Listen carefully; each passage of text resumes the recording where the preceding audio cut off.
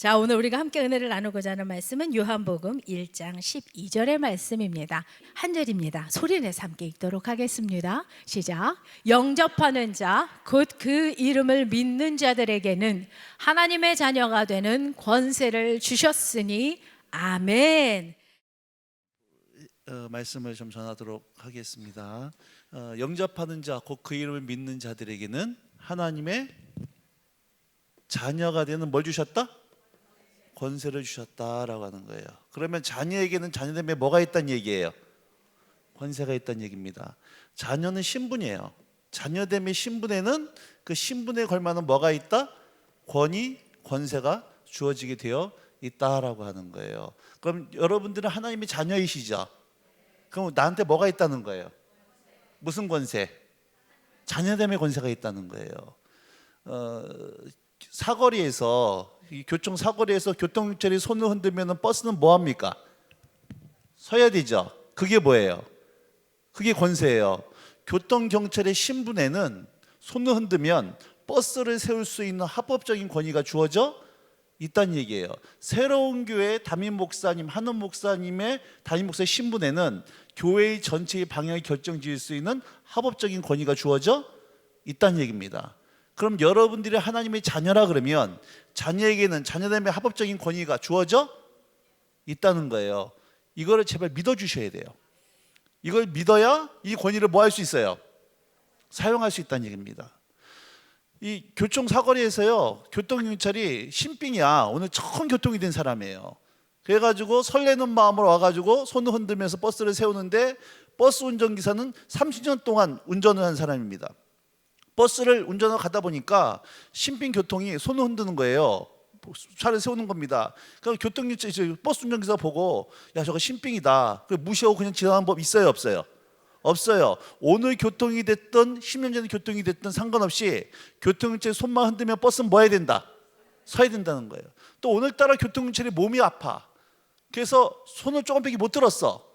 그런다고 무시하고 지나는 법 없다는 얘기예요. 번쩍 들든 조금 들든 근데 액션만 취하면은 버스는 뭐 해야 돼요? 서야 돼요. 그러니까 오늘 그 신분에는 신분에 걸맞는 권위가 주어지게 되어 있는데 그럼 내가 하나님의 자녀라 그러면 자녀됨에 뭐가 있다? 권세가 주어져 있다는 얘기예요. 내가 목사이든 평신도이든 오늘 예수 믿었든 백년묵은 권사든 전혀 상관없이 하나님의 자녀에게는 자녀의 권세가 이미 주어져 있다. 그럼 여러분들이 하나님의 자녀니까 여러분 자녀의 권세가 주어져 이거 믿으셔야 됩니다. 그럼 웬만하면 존댓말 해주세요. 기분 나빠요. 권세가 주어져 있죠? 근데 정말 있어요? 또 세게 말하면 대답을 못해 이렇게 또 여러분 하나님의 자녀 맞죠? 그럼 여러분 자녀의 권세가 주어져 있죠? 근데 진짜 있냐는 거예요. 왜 대답을 못해요? 여기 아멘 하셔야 된다니까. 있는 겁니다. 절 따라서 하세요. 말씀이 그렇다면 그런 거다. 그 자녀됨에는 자녀됨의 권세가 이미 주어져 있기 때문에 이것이 있다는 걸 믿어야 권세를 뭐 할 수 있다? 사용할 수 있는 거예요. 그러니까 여러분들이 자녀됨의 권세를 사용하기 위해서는 내가 하나님의 자녀인지를 분명히 인식하고 자녀에게는 자녀됨의 권세가 있다는 걸 믿으셔야 이제부터 자녀의 권세를 사용할 수 있다는 얘기입니다. 다시 한번 제가 강조하는 이유가 이거예요. 하나님의 자녀 맞습니까? 여러분 뭐가 주어져 있다는 거예요? 권세가 이미 주어진 줄 믿으시기 바랍니다. 정말 있죠? 진짜죠? 좀 보여주세요. 그러면 있다며.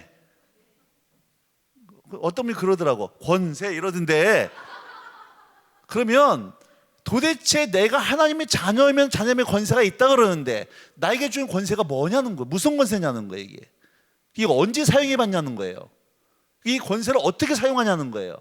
오늘 이거에 보려는 겁니다. 분명히 내가 하나님의 자녀에게는 자녀의 권세가 있는데 이 권세가 어떤 권세이며 이것을 언제 사용해 봤고 어떻게 사용해야 되는가, 이 권세를 사용할 때 이게 어떠한 일이 일어날 것인가, 이 부분을 말씀을 통해서 하나씩 좀 찾아볼 텐데요.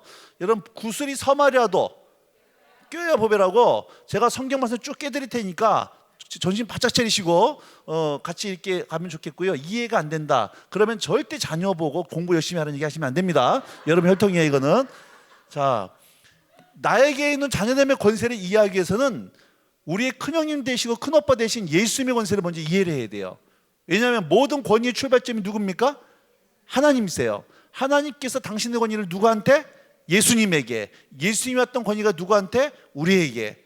그래서 오늘 나의 자녀됨의 권위를 이해하기 위해서는 우리의 자녀됨 맏아들 되시는 큰오빠 되시고 큰형님 되시는 예수님의 권위를 먼저 이해하고, 예수님의 권위를 이해한 상태에서 나의 권위를 이해해야 된다는 얘기입니다. 그래서 제가 두 가지를 얘기할 거예요. 먼저 예수님의 권위가 뭔지를 얘기하고, 그 안에서 나의 권위가 뭔지를 함께 유추해 보도록 하겠습니다. 창세기 3장 15절. 자, 같이 있습니다. 시작.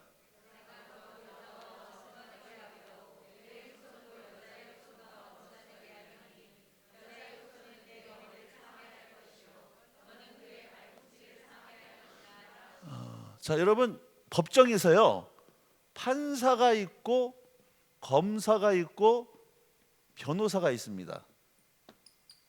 그리고 여기 피의자가 있어요.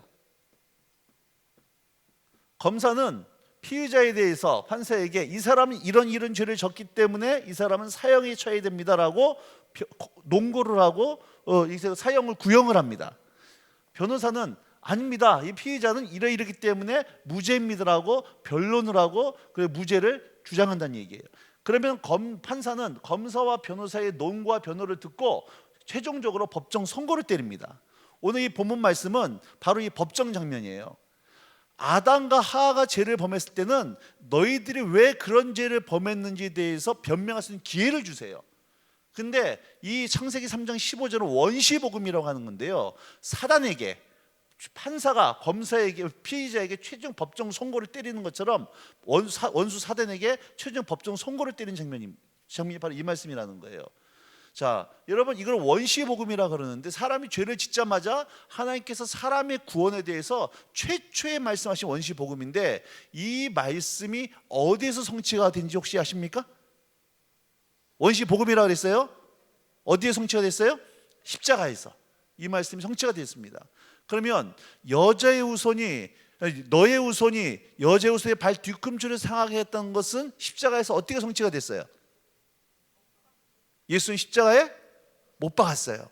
그러면 여자의 후손은 내 머리를 상하게 하겠다는 것은 어떻게 성취가 됐어요? 죽음에서 부활하신 겁니다. 그러면 다시 한번, 왜 부활이 사단의 머리를 상하게 한 거예요? 이제 이게 풀어져야 돼요. 창세기 3장 15절 들어보셨을 겁니다. 이게 원시복음이라는 거. 그래서 십자가에서 성취가 됐어요. 너의 후손이 여자의 후손의 발 뒤꿈치를 상하게 하겠다. 예수 십자가에 못 박았습니다. 발꿈치가 상했어요. 근데 여자의 후손은 내 머리를 상하게 하겠다. 이건 부활입니다. 그럼 왜 부활이 사단의 머리를 상하게 한 것일까? 여러분, 사단이 가지고 있는 가장 강력한 무기, 최후의 필살기가 뭘까요? 그게 사망이에요. 모든 사람이 죄를 범하였음에 하나님의 영광이 이르지 못하더라고 합니다. 자, 우리가 일을 하면은 월급을 받는 것처럼 죄를 지으면은 너 죄 짓느라고 수고했지? 자, 죄값 받아. 죄값을 받는다고. 죄값이 뭐예요? 사망이에요. 죄의 삭은 사망이라 그랬습니다. 한 번 죽는 것은 사람에게 정하신 것이고, 그 외에는 심판이 있어요. 최종 결론은 영원한 지옥입니다. 자, 우리가 죄를 범했어요. 저와 여러분들은 반드시 죽어야 됩니다. 지금도 죽어가고 있고 또 막 죽을 거예요. 이미 영적으로 죽은 사람도 있고, 죽음 불립니다. 그리고 우리가 육체적인 죽음 이후에는 반드시 주님 앞에 심판 답을 쓸 겁니다. 주님을 모르는 사람들은 영원한 지옥권에 들어갈 거라는 거예요. 이게 우리의 영원한 운명입니다. 그런데 이렇게 우리 운명이 정해져 있는데, 이때 예수님께서 이 땅에 오셔서 우리의 모든 죄를, 과거에 지었던 죄, 현재의 죄, 앞으로 모든 지은 죄를 예수님이 담당하셨어요. 담당하셔서 우리의 모든 죄값을 지고 십자가에 못 박혀 죽으셨어요. 그럼 우리의 죄값을 뭐 하신 겁니까? 이게 치르신 거죠? 죄값을 치르고 있습니까? 다 치렀습니까? 치렀어요. 죄를 범해서 10년형을 언도받은 사람이 감옥에 있으면 죄값을 치른 거예요? 치르고 있는 거예요? 치르고 있는 거예요. 근데 10년형을 다 마치고 이 사람이 출소를 하면 죄값을 뭐 한 겁니까? 치른 거예요. 예수님이 십자가에서 죽었고 부활을 못했으면 우리의 죄값을 뭐 하고 있는 겁니까? 지금도 치르고 있는데, 예수님이 죽음을 깨뜨리고 부활하심으로 말미암아 마치 죄수가 감옥에서 형기를 다 마치고 나오면은 과거에 지었던 죄에 대해서 더 이상 물을 수 있어요, 없어요? 왜? 이미 죄값을 치렀기 때문에 더 이상 그 죄에 대해서 뭐라고 말할 수가 없습니다. 제가 치른 거예요. 마찬가지로 예수님이 우리의 모든, 아담부터 지었던 모든 죄, 현재의 죄, 앞으로 모든 지을 죄를 다 담당하시고 죄덩어리가 되셔서 예수 하나님의 심판을 받아서 죽었다는 얘기예요. 죽었기 때문에 우리 죄값을 치른 겁니다. 치른 상태에서 부활하심으로 말미암아 죄값을 다 치렀기 때문에 우리를 뭐 하신 거예요? 의롭게 하셨다라고 하는 거예요. 자, 그러면 사단은 더 이상 우리에게 권세가 있다는 얘기예요, 없다는 얘기예요? 없다는 얘기예요. 왜? 사단은 죄가 있을 때 사망 권세를 사용할 수 있는데, 이미 예수님께서 저 여러분 모든 죄를, 죄값을 다 담당하셨을 뿐만 아니라 치르시고 부활하심으로 의롭다고 칭하게 해주셨다는 얘기입니다. 아멘. 자, 이렇게 설명해 드릴게요. 여러분 잘 이해하셔야 됩니다. 우리 앞에 계신 자매님께요, 제가 돈 1억을 빚었어요. 그래서 자매님이 하루에 한 전화 20분 30분 전화해가지고 돈 갚으라고 아주 이제 경기를 낄 정도로 전화를 하시는 거예요. 너무 괴로운 거예요. 그런 저를 불쌍히 여기셔가지고 우리 옆에 있는 자매님이 대신 1억을 갚아주셨어. 그러면 더 이상 이제 갚아주셨으니까, 제 일을 갚아주셨으니까 더 이상 저한테 전화할 수 있는 권리가 있어요, 없어요? 없다는 얘기예요. 이미 빚을 다 갚았다는 얘기입니다. 예수님이 십자가에서 맨 마지막에 돌아가시며 하셨던 말씀이 무슨 말씀이에요? 다 이루었다. 이 무슨 뜻입니까? 다 갚았다는 얘기예요. 우리나라만 다 이뤘다는데 원어로는 테트로스타이를 해가지고 다 지불했다, 다 갚았다. 뭘 갚은 거예요? 죄값을 갚았다는 얘기입니다. 누구에게? 하나님께. 하나님의 공의를 만족시켰다는 거예요. 하나님은 죄가 있으면 반드시 죽여야만 되는 것이 하나님의 공의예요. 그래서 죄가 있으면 하나님의 공의상, 성품상 반드시 죽여야 됩니다. 근데 그 죽음의 자리에 누가 들어가셨다? 예수님께서 모든 인류의 죄를 담당하셔서 하나님의 진료를 받으심으로 다 갚았다는 거예요. 그래서 그 예수님 믿기만 하면 우리는 이제 하나님 앞에 당당히 나갈 수 있는 자격이 주어, 하나님 앞에 나가는 사람은 의인만 나갈 수 있는데 죄가 목은 못 나간다는 얘기입니다. 근데 예수님께서 우리의 모든 죄를 담당하심으로 죄를 동의서에서 먼 것처럼 옮기셨기 때문에, 도말하셨기 때문에, 그리고 부활하시고 우리를 의롭다고 하셨기 때문에 이젠 담대히 예수님을 의지해서 나갈 수 있는 자격이 주어졌다는 얘기예요. 이해되시겠죠? 또 이렇게 설명할게요. 이게 인식돼야 됩니다. 사망이란 권총을 가진 강도가 위협하는 거예요. 꼼짝마 움직이면 다 쏴주겠다는 거예요. 그래서 사망이란 권총 앞에 전부 다 벌벌 떨고 있는데 앞에 자매님이 너무 화가 나가지고 벌떡 일어나더만 쏴봐 그런 거예요. 그래서 총을 쐈는데 안 죽어. 그러면 이게 의미가 있어요, 없어요? 없다는 얘기예요. 사망이라는 그 무기 앞에 벌벌 떨고 있는데 예수님이 사망 권세를 깨뜨림으로 말미암아 더 이상 사단이 우리를 사망 권세로 위협할 수 없게 됐다는 얘기입니다. 자, 여기 A라고 하는 나라가 있고 B라는 나라가 있는데, 여기 100만 대 100만입니다. 100만 군데 100만 대 서로 전쟁을 하는데, 옛날에는요 100만 대 100만 안 싸웠어요. A란 나라의 우두머리, B란 나라의 우두머리가 1대1로 서로 맞짱을 떴다고. 마치 골리앗과 다윗이 싸워서 골리앗이 죽으니까 골리앗 하나 죽었는데 그래서 패한 것처럼, 그래서 A란 나라의 우두머리가 B란 나라의 우두머리가 싸워서 A란 나라가 우두머리가 죽었어요. 그러면 우두머리 하나만 죽었음에도 불구하고 A란 나라는 전쟁에서 뭐 한 겁니까? 패한 거예요. 패했으니까 A란 나라는 B라고 하는 나라에 대해서 아무런 권리를 가질 수 없다는 얘기입니다. 이 얘기를 얘기하는 거예요. 그러니까 사단은 십자가에서 예수님이 죽음에서 부활하심으로 말미암아, 사단은 죄가 있는 곳에 가장 강력한 사망의 무기를 가지고 우리를 위협해 왔는데, 예수님이 죽으심고 부활하심으로 말미암아 사단의 권세를 파했다는 얘기. 사단은 뭐가 있을 때만 사망의 권세를 사용할 수 있다? 죄가 있을 때. 근데 예수님이 우리 죄 문제를 해결하심으로 말미암아 더 이상 우리에게 권리가 있다, 없다? 사단 우리에게 권세가 있어요, 없어요? 없다는 얘기예요. 이걸 믿어주셔야 된다니까. 아멘.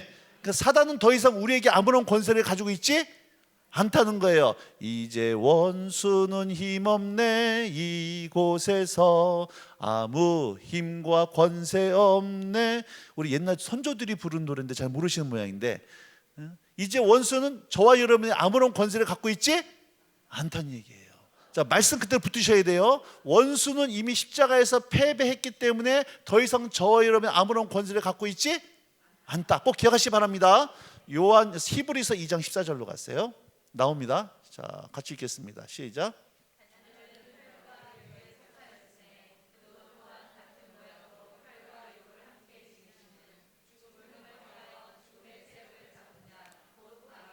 자, 자녀들은 혈과 육이 속하였음에 그도 또한 같은 모양으로 혈과 육과 함께 지니심은 죽음을 통하여 죽음의 세력을 잡은 자 곧 마귀를 멸하셨다. 15절 시작.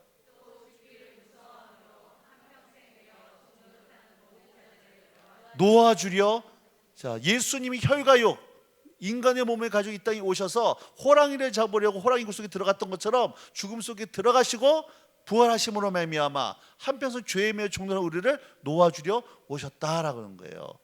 그래서 원수는 더 이상 우리에게 아무런 권세를 갖고 있지 않다라고 하는 겁니다. 요한일서 3장 8절입니다. 시작.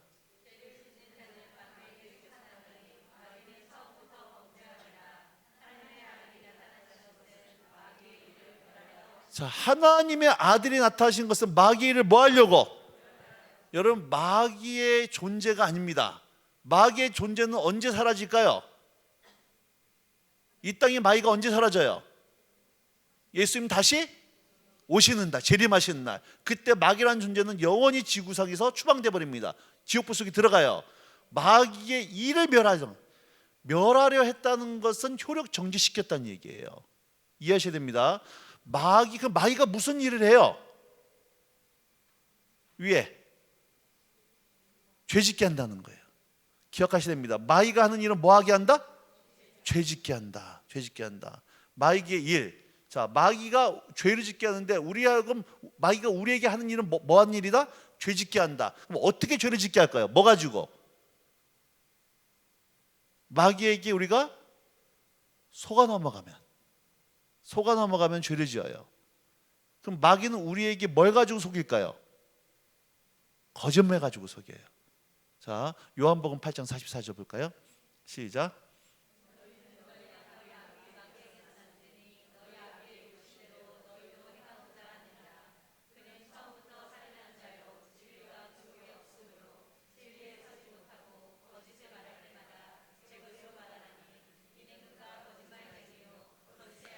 자, 마귀의 속에는 뭐가 없어요? 진리가 없어요. 그러니까 마귀가 하는 모든 말은 다 무슨 말이다?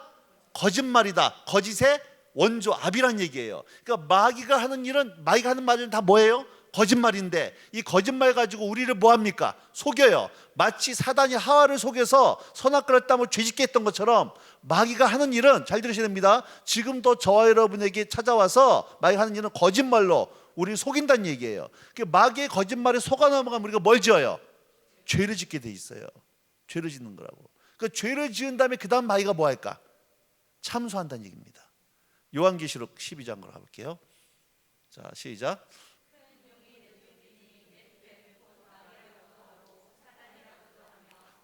온천을 뭐 하는 자예요? 그 사단의 정체는 꿰는 자예요. 속이는 자입니다. 뭘 가지고 속여요? 거짓말 가지고 속인다고. 계속 읽으세요. 그가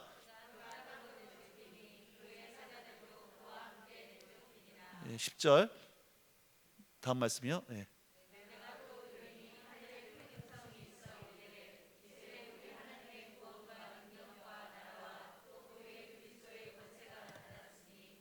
우리 형제들을 뭐 하던 자? 참수하는데 어떻게 참수합니까? 우리 하나님 앞에서 밤낮 참수하는 자가 뭐 했어요? 이해하셔야 됩니다. 마귀의 정체는 뭐예요? 거짓말쟁이. 그 거짓말 가지고 우리를 뭐 합니까? 속여요. 그 마귀의 거짓말에 속아 넘어가면 뭘 지어요? 죄를 지어요. 죄를 지은 다음에 그 다음 마귀는 뭐 한다? 참수한다는 얘기예요. 그 다음 11절 말씀 보세요. 그 다음에 시작.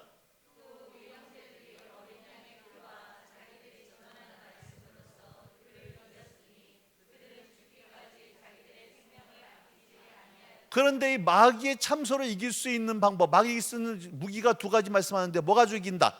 어린 양의 피, 보혈과 자기들이 증언하는 하나님의 말씀으로 마귀를 이겼다. 그래서 예수님이 마귀를 뭘 가지고 이기셨어요? 말씀 가지고. 우리는 또 뭘 가지고 이겨요? 예수님의 보혈, 하나님의 말씀 가지고 이긴다는 겁니다. 저한테요, 가끔 가다가 전화 상담이 들어오는 것 중에 하나가 이 죄책감에 대한 상담을 종종 받습니다. 그때 제가 던지는 질문들이 있는데 전화가 왔어요. 자매님한테 전화가 왔습니다. 좀 오래된 얘기예요. 자매님 전화를 왔는데 발신지 한 편으로 와가지고 제가 누군지 모르겠는데 전화 와서 상담을 하는데 자기 교회 제가 와서 집회를 하고 가는데 제 번호를 알고 상담하고 싶다고 해서 전화가 온 겁니다. 근데 이런 얘기예요. 남편이 바람을 폈답니다. 그래서 승진해서 자기도 바람을 폈대요. 근데 바람 피고 나서 뭐가 찾아와요? 죄책감이 찾아오는 거예요. 참소하는 겁니다. 원수가. 너 집사잖아. 너 엄마잖아. 근데 네가 어떻게 그럴 수 있어? 피울 때는 나도 남편이 피는데 나라고 왜 못 펴? 이렇게 마귀가 속이는 거예요. 네가 살아있던 거 보여줘. 너무 억울하지 않아? 자꾸 마귀의 거짓말 속에 속아 넘어가서 죄를 짓고 나니까 그때부터 원수는 자매의 마음에 집중적으로 참소하는 겁니다. 이 참소가 너무 두려워지기 시작하는 거예요. 발각될까 봐. 수치감에. 그 자매가 극단적인 생각까지 하게 되었어요. 바짝바짝 말라갑니다. 밥도 못 먹고 노이로제 걸리고 두렵고 극단적인 생각까지 하게 되는 거예요. 그 상태에 저한테 전화를 한 겁니다. 그래서 제가 자매님께 이렇게 얘기했어요. 자매님 혹시 그제 회개했습니까? 그랬어요. 회개했다고. 몇 번씩은 회개했다는 거예요. 제가 그래서 자매님께 그런 얘기했어요. 자매님이 간음한 것보다도 자매님이 스스로 목숨을 끊으려고 했던 것보다도 더 큰 죄가 있는데 혹시 아십니까? 물어봤어요. 그럼 무슨 죄일까요? 하나님이 세상을 이처럼 사랑하사 독생자를 주셨는데 바로 그 자매님 때문에 죄 때문에 예수님을 보내셨는데 그리고 죽이셨는데 그 아들 예수 그리스도를 믿지 않는 죄가 제일 큰 죄라 그랬어요. 그게 교만이라 그랬어요. 자매님 그 죄를 회개했으면 하나님 뭐 하셨을까? 용서하셨을 텐데 하나님이 용서하셨는데 당신이 무슨 자격으로 당신이 용서 못하냐? 그게 교만이다. 그게 교만이다. 주님이 용서했으면 당신도 용서할 수 있어야 되는데 아니 주님이 용서하신 죄를 당신이 무슨 자격으로 용서 못하냐? 그게 죄 중에 죄고 교만 중에 교만이다. 말씀이 그렇다면 그런 걸 믿어야지. 여러분 베드로의 예수님을 저주부인 맹세한 것과 가룟유다의 범죄하고 차이가 뭐가 있냐는 거예요. 죄는 똑같아요. 근데 가룟유다는 자기가 스스로 하나님이 돼서 자기 자신을 정죄해 버렸습니다. 자기가 하나님이 돼서 자기 자신을 처단해 버린 거예요. 베드로는 뭐 했습니까? 회개로 나아갔어요. 죄는 똑같았어요. 여러분 동이 서에서 먼 것처럼 동과 서는 서로 만날 수 없는 것처럼 우리의 죄를 바다 깊은 곳으로 옮기셨고 그리고 모든 증서에서 우리의 죄를 도말하셨어요. 예수님 우리의 죄를 기억하지도 않으신다는 거예요. 그래서 여러분들이 이렇게 기도하는 겁니다. 예수님 저 과거에 이런 죄 지었잖아요. 용서해 주세요. 그럴 때 죄책감 늘 눌릴 때 예수님 뭐라고 말씀하실까요? 기억 안 나는데 그러는 거예요. 기억 안 나는데. 예수님 기억만 하세요. 근데 마귀는 뭐 할까요?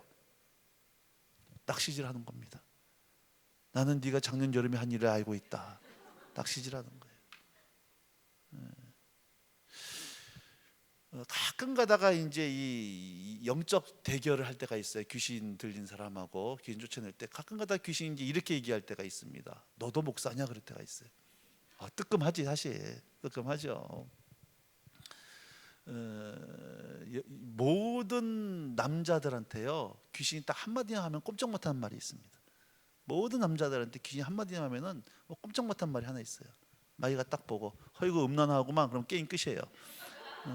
여기에 자유로운 남자가 누가 있어요? 딱 두 사람 있습니다. 갓 태어난 남자 웃음이 꼭깍꼭 넘어간 남자 요거 외에는 없어요. 그런데 여러분 그때 원수에게 한마디 하셔야 됩니다. 네가 말하는 건 사실이지만 난 이미 예수님의 보혈로 용서받았다는 거예요. 예수님의 보혈 한 방울이면 온 세상의 모든 죄를 덮고도 남음이 있는 줄로 믿으셔야 되는 겁니다. 그 참수하는 원수 앞에 네가 참수하는 것은 과거에 저도 내 참수한 건 사실이지만 나는 이미 예수님의 보혈 아래 있더라고 예수의 보혈을 말하는 순간 원수는 여러분 한 길로 왔다가 7길로 도망하는 역사가 나타나게 되어 있다고 하는 거예요. 그래서 과거에 여러분들이 어떠한 죄를 지었든지 간에 지금 여러분 속에 어떤 죄책감이 있든지 간에 주님 앞에 나가서 여러분들이 회개했다 그러면 주님이 여러분 기억지도 아니하시고 예수님의 보혈을 용서하신 줄로 믿으셔야 되는 거예요. 아멘. 그거 붙잡고 있는 것 나는 죄인이야, 나는 더러워, 나는 안 돼, 여러분 그것이 교만 중에 교만이고 죄 중에 죄라고 하는 거예요. 난 주 보혈 아래 있네, 그 피로 내 죄 사했네, 하나님의 긍휼 날 거룩해 하시었네, 난 주 보혈 아래 있네, 난 원수의 어떠한 공격에도 더 이상 넘어지지 않네, 난 주 보혈 아래 있네. 다시 한번, 난 주 보혈 아래 있네, 그 피로 내 죄 사했네, 하나님의 긍휼 날 거룩해 하시었네, 난 주 보혈 아래 있네, 난 원수의 어떠한 공격에도 더 이상 넘어지지 않네, 난 주 보혈 아래 있네, 주의 보혈 능력이 있도다, 주의 피 믿어, 주의 보혈 그 어린 양의 매우 귀중한 피로다. 아멘. 여러분 과거에 어떤 죄든지 간에 어떤 죄든지 무엇이든지 간에 예수님의 보혈 한 방울이면 충분하다는 거예요. 한 청년부 집회를 인도하러 갔습니다. 청년부 회장이 자매님이었어요. 누가 보더라도 얼굴에 나 사모 써 있는, 정말 현숙하구나, 너무 참하고 현숙하고, 누가 보더라도 저 자매는 참 목사 사모감이겠다 싶을 정도로 얼굴 몸에 배 있는 자매예요. 너무 경건한 자매. 근데 집회를 하고 기도회를 인도하는데 갑자기 그 자매가 막 발작하기 시작하는 거예요. 속에서 막 귀신이 막 드러나기 시작하는 거예요. 집회가 안 되니까는 사람들 깜짝 놀라고 막 두려워하니까 안 되겠다 싶어서 자매님 방으로, 딴 방으로 옮기라 그러고 집회를 마치고 이제 자매님한테 갔습니다. 그 사람들하고 이제 귀신을 이제 내쫓기 시작을 하는데 물었어요. 왜 귀신이 들어갔는지. 근데 자매님이 하는 얘기가 이거예요. 교회에서 이 자매님인데 교회 형제님이랑 어떤 성적인 관계를 맺게 된 거예요. 자매님이 이게요 굉장한 수치감과 죄책감으로, 그리고 앞에서 뭔가 자기가 청년부 회장으로 사람들이 인정받는 자매였고 하는데 끊임없이 자기가 정죄되는 겁니다. 너 사람 속이는 거다, 너 위선자다, 끊임없는 정죄감 속에 이 자매가 스스로가 용서가 안 되다 보니까 그 가운데 어둠의 영이 완전히 자매님을 붙잡아 버렸던 거예요. 똑같은 말씀으로 자매님 가운데 자유케 했던 경험이 있어요. 한 신학생은 대순진리에 빠졌습니다. 대순진리에 빠져가지고 있다가 다행히 나왔는데요. 자기가 신학생이고 신대원생인데 교회에서 이제 그 부교육자로 사역하고 있는데 자기가 대순진리 이단에 빠졌었다라고 하는 사실 자체가 용납이 안 돼요. 너무 수치스러운 거예요. 그래서 집회를 하는 가운데 갑자기 그 형제가 또 발작하기 시작하는 거예요. 끊임없는 자기 혐오소와 자기 수치감 속에 이 속에서 이 귀신이 나가질 않는 거예요. 그래서 형제를 귀신을 내어보내면서 형제 가운데 있는 스스로 용서하라고. 그래서 도저히 형제가 스스로 용서가 안 되다 보니까 저를 따라서 하라 했어요. 형제님 저를 따라서 얘기하세요. 나 아무개는 그래요. 나를 용서합니다 할 때 용이란 말이 입에서 나오질 않는 거예요. 용용용 하다가 용이 안 나오는 거예요. 이 작업하는데 7번 하는데 1시간 이상 걸렸어요. 그리고 드디어 예수님이 나를 나도 용서합니다라고 용서하고 선포하기 시작할 때 귀신이 그때 그 형제를 견디지 못하고 나가는 자유케 된 역사를 보게 되어지는 거예요. 여러분, 사단의 머리를 상하게 한다. 여자의 우선 내 머리를 상하게 한다 그럴 때 영어로 크러시라고 그럽니다. 크러시라고 하는 것은 애들이 과자를 먹고 떨어뜨리잖아요. 그러면은 과자를 발로 밟아요. 한 바퀴 확 돌아버립니다. 과자가 어떻게 돼요? 박살난 것처럼. 예수님께서 십자가에서 사단의 머리를 한번 밟았어요. 그리고 획 돌아버렸어요. 사단의 대글박이 어떻게 된다는 얘기예요? 완전히 박살났다는 얘기입니다. 사단의 머리가 박살났다는 얘기는 존재가 사라진 것이 아니라 사단이 가지고 있는 권세. 그 권세가 무슨 권세예요? 사망 권세. 사망 권세. 여러분, 근데 사망 권세, 사단이 사망을 사용할 수 있는 근거는 뭐가 있을 때? 죄가 있을 때. 근데 이미 우리의 모든 죄를 누가 담당하셨어요? 예수의 십자가를 담당하심으로 말미암아, 죄값을 치름으로 말미암아, 치르서뿐만 다시 부활하심으로 말미암아 우리를 의롭게 하셨기 때문에 사단은 더 이상 우리를 정죄할 수 있다 없다? 없다는 거예요. 사단이 여러분의 과거 했던 죄를 가지고 지금 현재 가지고 있는 죄를 정죄하기 시작할 때, 그때 여러분 부부싸움만 하더라도 정죄감이 생기거든요. 그래, 참았어야 되는데 아유 내가 왜 그랬을까? 여러분, 목사는 오죽하면 더 하겠습니까? 가끔가다 딸내미가 그래요. 아빠가 그래놓고도 목사야 막 이런 얘기할 때가 있어요. 집단 농담 삼아 하지만요, 저는요 이게 가슴이 어쩔 때 바운스 될 때가 있어요. 그때 저제 자책할 때, 그때 예수님의 보혈 기억하시기 바랍니다. 골로새서 2장 15절 보도록 할게요. 2장 15절 시작.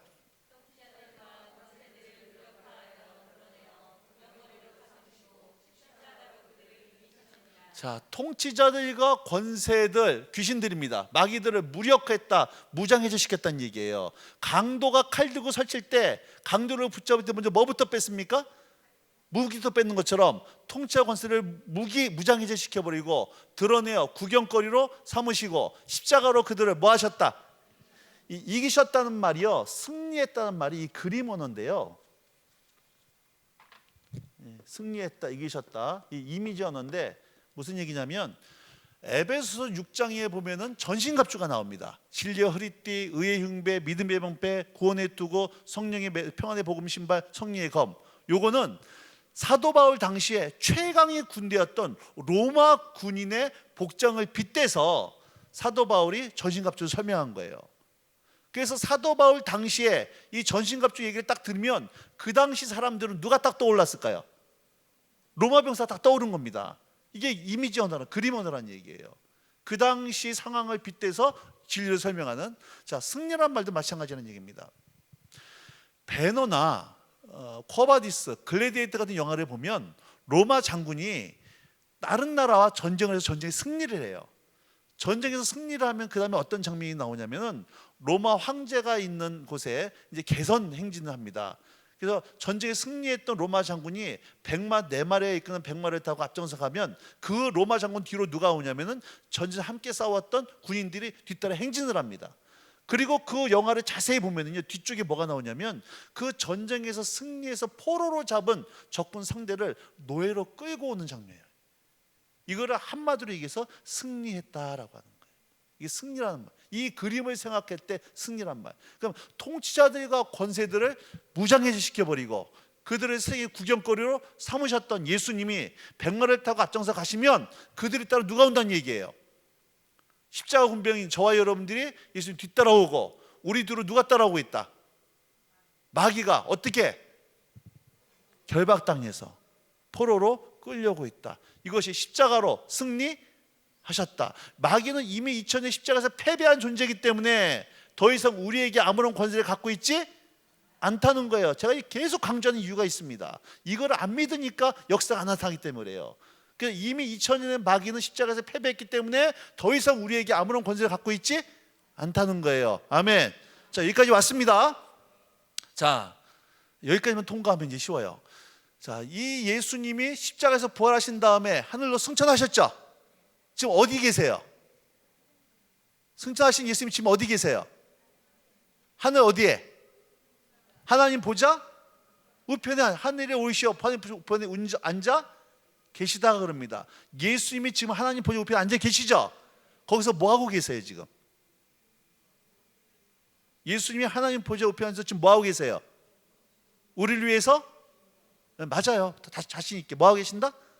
중보하고 계신다. 근데 허건나 중보한데, 맞아요. 중보는 하는데 중보만 하고 계시는 게 아니에요. 자, 에베소서 1장 20절 말씀부터 보도록 하겠습니다. 자, 읽을게요. 시작.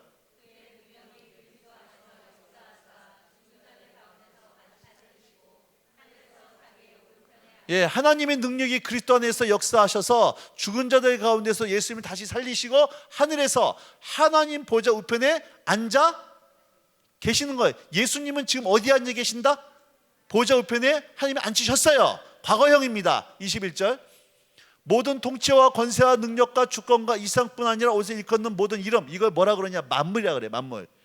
눈에 보이는 존재, 보이지 않는 존재, 현재 이 땅에 있는 존재, 앞으로 태어날 모든 존재, 모든 통치와 권세, 능력, 주권, 이 세상뿐 아니라 온 세계에 일컫는 모든 이름, 만물 위에 예수님 뭐하게 하셨어요? 뛰어나게 하셨다. 조금 뛰어난 게 아닙니다. 비교할 수 없는 뛰어남이에요. 모든 이름 위에 뛰어난 이름, 그 모든 만물들 위에 예수님을 뛰어나게 하시고 22절 또 만물이 나오죠. 이 만물이 아까 나온 21절 그 내용입니다. 통치와 권세들, 능력과 주권 다 이거 얘기하는 거예요. 또 만물을 그의 발 아래에 뭐하게 하셨다. 그 모든 만물들 예수님 발 아래에 지금 뭐하고 있어요? 복종하고 있다. 거꾸로 얘기하면 예수님 모든 만물을 뭐하고 계신다?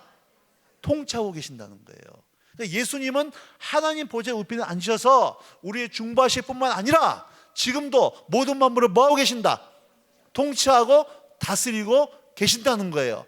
이걸 모든 만물을 발 등상 삼았다는 얘기입니다. 발을 올려놓는 상. 예수님 발 아래에 뭐가 있어요? 모든 만물들이 있고 예수님 모든 만물을 발로 밟으시고 통치하고 계신다. 아멘. 그 예수님은 뭘로 삼으셨어요? 모든 만물 위에 교회의 머리로 삼으셨다. 그러니까 예수님 우리 교회의 머리면 교회는 예수님 뭐란 얘기예요? 몸이고 우리는 그 몸의 지체고. 이걸 23절입니다. 시작. 교회는 그의 몸이니 만물 안에서 만물을 충만하게 하시는 이의 충만함이니라. 다시 한번 예수님은 십자가에서 부활하시고 승천하셔서 어디 앉아 계신다? 거기서 뭐하고 계세요? 모든 만물을 통치하시고 그 만물들은 예수님 발 아래에서 뭐하고 있고 다스림을 받고 있고 복종하고 있고 예수님 통치하실 뿐만 아니라 우리 위해서 뭐하고 계신다? 중보하시는데 그 예수님을 교회에 뭘로 삼으셨어요? 머리. 교회는 예수님의 몸, 우리는 그 몸의 지체. 예수 내가 뭐다? 한 몸이다. 한 몸, 한 몸. 이해되시겠죠? 예수님 우리는 한 몸이다. 그럼 여러분 예수님 한 몸이시죠? 언제 한 몸 되셨어요? 예수 믿고 거듭나는 순간. 예수 믿고 거듭나는 순간 성령님께서 예수님과 우리를 한 몸 되게 하셨다는 거예요. 예수님 십자가에 달 때 누구도 달린 겁니까?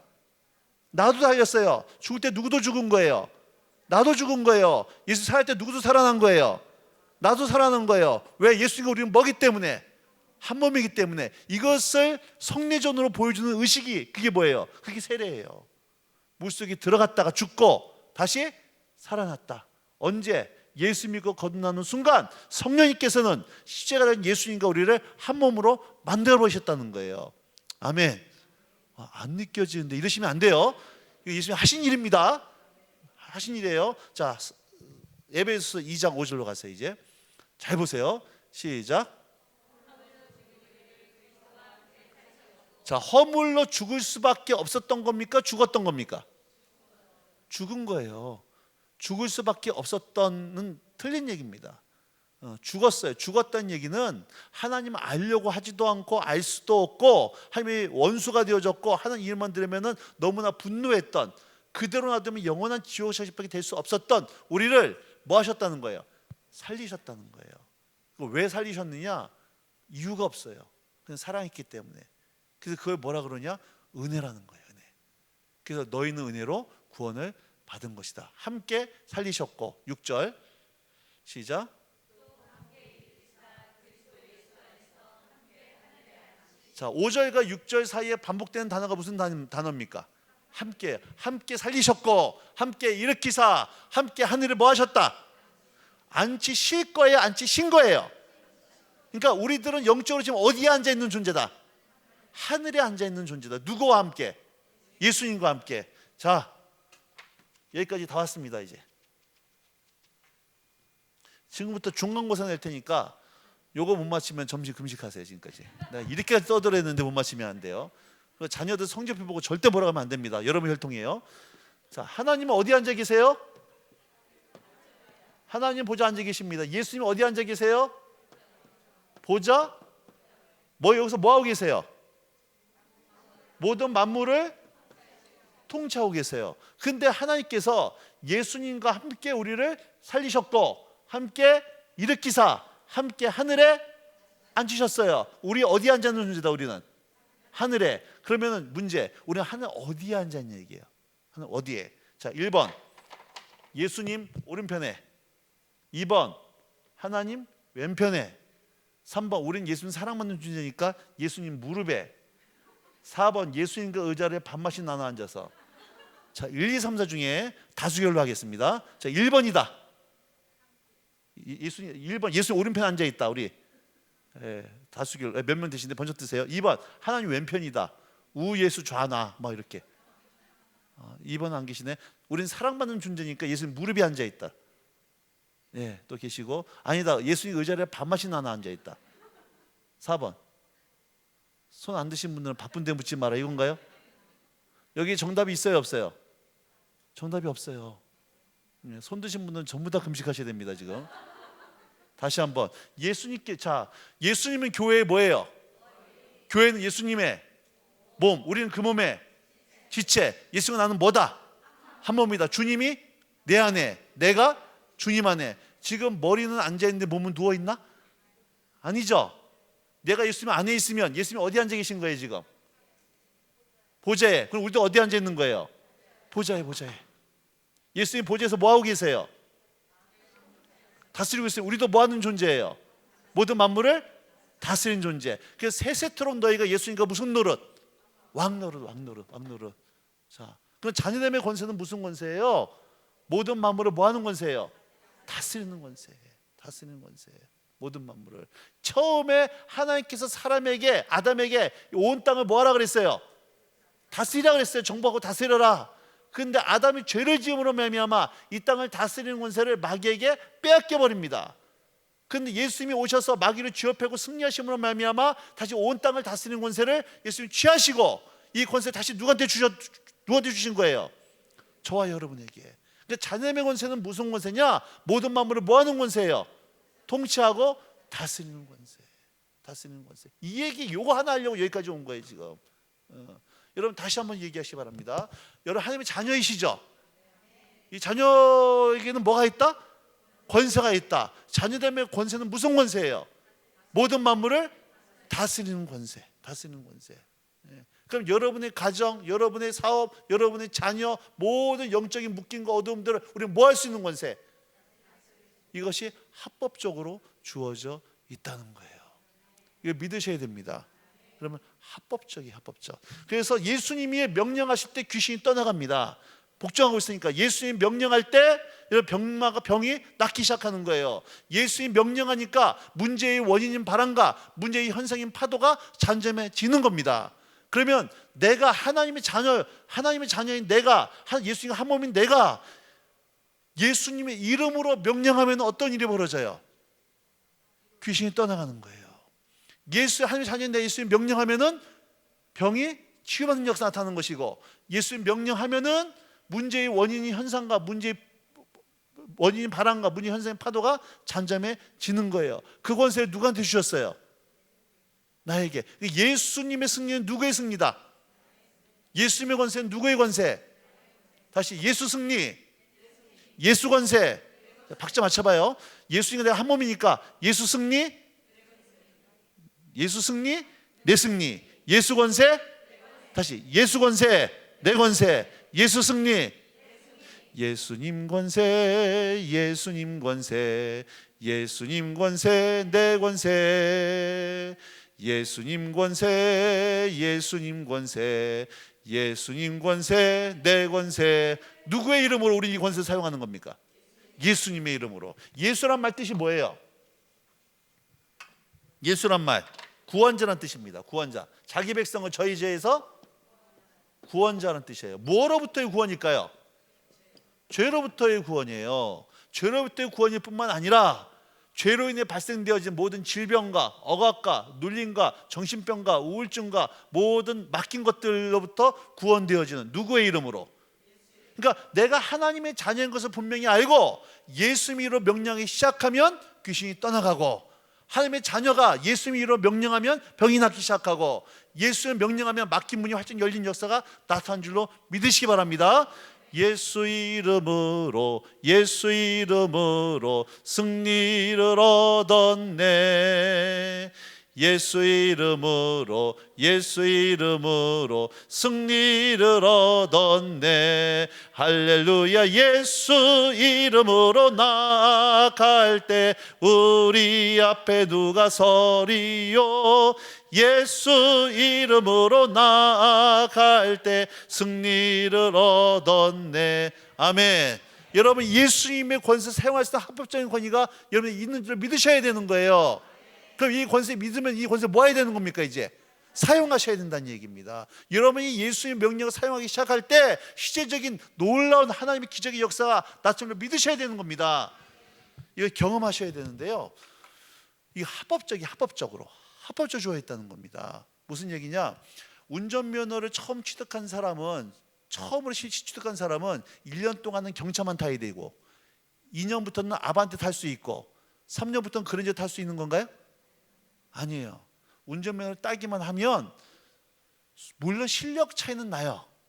능력 차이에서 좋은 차 굴릴 수 있고 경차 굴릴 수 있는 능력 차이와 운전 실력의 차이는 있지만, 운전면허를 따기만 하면 모든 차를 몰 수 있는 합법적인 권위가 주어져 있다는 거예요. 대한민국 국민인데 김치를 못 먹고 바다밖에 못 먹어. 그런다고 해가지고 대한민국 국민의 권리가 사라지는 것이 아니라는 거예요.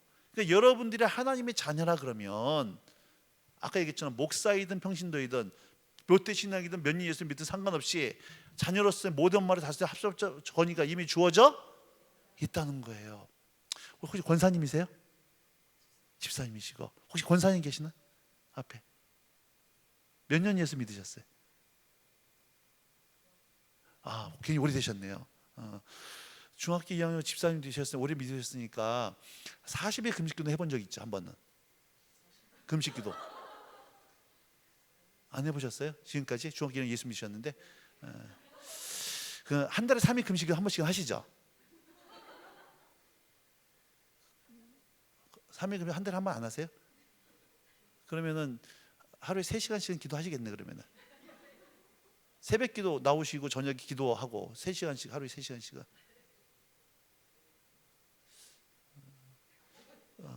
하루에 30장씩은 성경 읽죠? 아니 근데 새벽 40일 기도 안 하는 것까지는 내가 이해를 하겠는데, 한 달에 3일 금식도 안 하고 하루 3시간도 기도가 좀 아리까리하고 성경 30도 안 읽으면 어떻게 권세를 사용할 수 있어요? 응? 원수가 이렇게 속인다는 거예요. 이렇게 속인다는 겁니다. 또 권사인데, 목사인데, 장로인데 기도도 못하고 말씀도 모르고 너 같은 게 무슨 권세가 있어? 이렇게 말하면 그 말이 또 사실이니까 또 그 말에 은혜가 돼서 또 아멘 또 이런다고 그러시면 안 된다는 거예요. 아까 얘기했지만 내가 처음 예수 믿었던 백년복음 권사든 목사든 평신도든 상관없이 하나님의 자녀에게는 자녀의 권세 이미 주어져 있다는 얘기예요. 근데 원수는 내 신분을 건드는 것이 아니라 뭘 가지고 건드냐? 내 상태를 가지고 건드는 거예요. 자꾸 너 같은 거는 너 기도도 못하는 것이, 능력도 없는 것이, 직분도 모르는 것, 성령 모르는 것이 자꾸 이렇게 정죄한다는 얘기입니다. 그럴 때 여러분, 그럴 때 원수 정죄할 때 우리는 뭘 선포하는 얘기예요? 예수님의 보혈을 선포하는 거예요. 강도가 강도짓을 하고 있는데 경찰이 와서 꼼짝만 하고 체포하겠다 그런 거예요. 그 강도가 경찰을 보고 웃기고 있네. 난 너 같은 거 경찰 인정할 수 없어 그랬어요. 경찰이 그 말 듣고 상처, 나 경찰 아니었나? 이런 정신당한 경찰이 있어요 없어요? 없어요. 강도가 나를 경찰을 인정하든 안 하든 뭐만 하면 돼? 그냥 붙잡으면 돼요.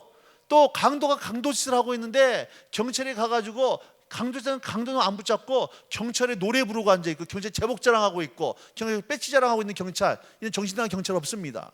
우리는 그런 짓 하고 있다니까. 원수가 지금 우리 부부관계 속에, 자녀들 속에, 지금 대한민국 속에 들어와가지고 온통 분탕질하고 있는데, 우리가 지금 권세를 사용해서 마귀를 쫓아낼 생각을 안 하고 자꾸 우리는 노래는 열심히 불러요. 예수 이름으로 노래는 열심히 불러. 그런데 정작 이 권세를 사용하고 있지는 않다는 얘기입니다. 여러분, 오늘부터 이 권세를 사용하셔야 돼요. 오늘부터. 그럴 때 예수 이름 명령하기 시작할 때 귀신이 떠나가고 문제가 해결된 역사가 나타나게 되어 있다는 얘기입니다. 마지막으로 얘기만 하고 좀 마치도록 할게요. 한 더 좀 나눠야 되는데 여기서 마쳐야 될 것 같습니다. 제가 이 신대원을 다닐 때 저도 이제 먹고 살아야 됐기 때문에요. 그때 저희 부모님이 예수를 안 믿고 뭐 이제 전혀 경제적인 도움이 없었기 때문에 그때 처음으로 했던 것이 뭐냐면 배달의 기술을 했었어요. 짜장면 배달부터 이제 시작을 해서 이제 먹고 살아야만 됐었습니다. 오토바이 타고 이제 짜장면 배달을 하는데요. 와, 너무 재밌는 거 오토바이가. 오토바이가 40에서 50 정도 달리잖아요. 아주 안전해요. 괜찮습니다. 속도 안 내면은. 근데 고속도로 차 몰고 가다 보면 나도 모르게 속도 막 타는 것처럼 고속도로 오토바이 타면 나도 모르게 속도감을 느끼기 시작하는데요. 한 60 놓고 달리잖아요. 근데 좀 긴장이 됩니다. 근데 오토바이가 80 이상 놓고 달리면은 속된 말로 뿅 가요. 와, 바람을 가르고 쫙 달릴 때 오는 온몸의 스트레스가 한 방에 날아가는, 끝내줍니다. 특별히 또 마우라 개조해가지고 부릉부릉 해가지고 막 폼 잡고 갈 때요, 끝내줍니다. 이 80 놓고 가다 보면은 진짜 이게 스트레스 한 방에 날아가요. 그런데 아차 실수하잖아요. 하나님이 어서 와라 뽀뽀하자 이래요. 즉 사망입니다. 내 친구 두 놈이 그 자리에서 직사를 하고 저도 이 어깨뼈가 나가가지고 한동안 고생을 했어요. 그래서 군대 저희 결혼하고 나 오토바이 탄다 그러니까 아내가 도장 찍고 타라 그래가지고 지금도 못 타고 있는데, 여러분 오토바이 80 이상 놓고 달리면요 정말로 그 아슬아슬하고 참 스릴 만점입니다. 그런데요 비행기는 몇 킬로 날아갑니까? 비행기는 국내는 700에서 800입니다. 속도가. 외국은 기류만 잘 타면 1000km까지 가요. 근데 이게 보면은 앞에 화면에 보면은 외국 나갈 때 지금 시속 800km 날아가고 있다고 화면이 나와요. 이상한 거예요. 오토바이는 80km만 가도 온몸에서 막 그냥 세포 하나가 막 쫙 막 솜털이 쓰고 스트레스 한 방에 날아가는데 비행기는 800km로 가도 전혀 느낌이 없어. 그래서 이게 800km인지 아닌지 내가 확인 좀 해봐야겠다. 확인하는 순간 어떻게 될까? 하면 어서 와라 뽀뽀하자 그런다고. 그러니까 그거는 확인하는 것이 아니라 800km 가고 있구나 믿으시고 드시고 목적에 도착하시면 되는 거예요. 되는 겁니다. 마찬가지로 하나님의 자녀됨의 권세가 이미 나에게 주어져 있다는 것을 뭐 하셔야 된다는 거예요? 믿으시고 권세를 뭐 하라는 얘기입니까? 사용하시는 거예요. 사용하는 거예요. 스코틀랜드에 한 어머니하고 아들이 있는데 너무 가난했어요. 너무 가난해서 아들이 어머니한테 어머니 나 런던 가서 돈 벌고 올 테니까 돈 벌면은 돈 보내드릴 테니까 도저히 안 되겠다. 그래서 아들이 런던 돈 벌러 갔습니다. 어머니는 그 아들 소식만 기다리고 있는 거예요. 돈 보내주기만. 근데 아들이요 불효막심하게도 편지는 보내는데 돈은 안 보내요. 나중에 어머니가 고생하다가 돌아가셨어요. 나중에 동네 사람들이 어머니의 장례를 치르고 막 불효시 욕했는데요, 어머니 유품을 정리하다 보니까 아들은 편지 속에 뭐가 있냐면 아들이 보낸 수표가 있는 거예요. 액수 쓰고 사인하면은 돈이 되는, 지금도 미국에서 사용하고 있잖아요. 엄마는 그게 돈인지 몰랐어요. 그냥 액수 쓰고 사인하고 사용하면 되는데, 그래서 아들이 매달마다 생활비를 보냈음에도 불구하고 어머니는 그게 돈이 뭔지 모르고 고생하시다가 돌아오는 거예요. 내 백성이 뭐가 없어서 망해요? 지식이 없어서 망하는 거예요. 하나님의 자녀에게는 자녀됨에 여러분 권세가 있는데, 그래서 오늘 우리에게 뱀과 정갈을 밟으며 원수의 모든 능력을 제할 권세를 이미 주었음에도 불구하고 이 권세는 이제 모르니까 원수가 여러분의 부부관계 속에, 자녀들 삶 속에, 직장 속에 이 모양 저 모양으로 들어와서 우리를 어렵게 함에도 불구하고 그 앞에 절절 떨면서 어쩔 줄 모르고 있는 것이 우리의 상태라는 얘기입니다. 오늘 여러분 삶 가운데 어떤 어둠이 있든지 어떤 묶임이 있든지 간에 오늘 우리에게 주신 예수님의 권세를 가지고 오늘 명령하기 시작할 때 병이 낫는 역사가 있는 줄로 믿으시기 바랍니다. 모든 소용이 떠는 역사인 줄 믿으시기 바랍니다. 오늘 그 권세가 나오시기 바랍니다. 오늘 그 권세를 사용하셔서 실제로 기도하기 시작할 때 하나님의 기적의 역사들을 체험하고 경험하고 자유케 된 역사 있기를 주님을 축복합니다. 좀 찬양하고 기도하고 싶습니다.